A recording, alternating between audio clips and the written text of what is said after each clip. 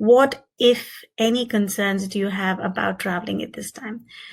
The only concern is, like I mentioned already, I don't want to repeat myself, but the only concern that I'm thinking is about health, and second thing is about the financials, because we don't want to burn ourselves and spend for a trip or a holiday or for a business trip, anything, and then the flights get suspended. We may get locked down again.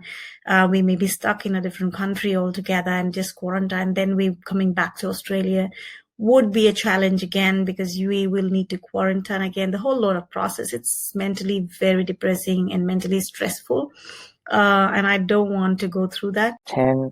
What, if any, concerns do you have about traveling at this time? The main concern is not about health. The main concern is you fly to New Zealand and then there's an outbreak and you can't get back into Australia. That's the main concern. So the main concern isn't really like if you have the whole trip cancelled.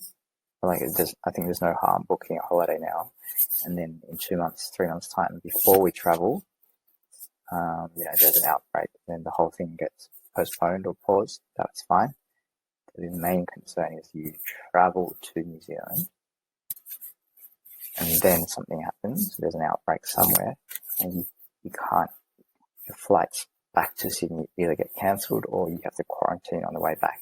And I've seen that happen in interstate travel, even between Australians, people being locked out of Melbourne and Perth and things like that. And so that's, it's one thing to be locked out of another state in the same country. It's another thing to be locked out of in your country. So that's the main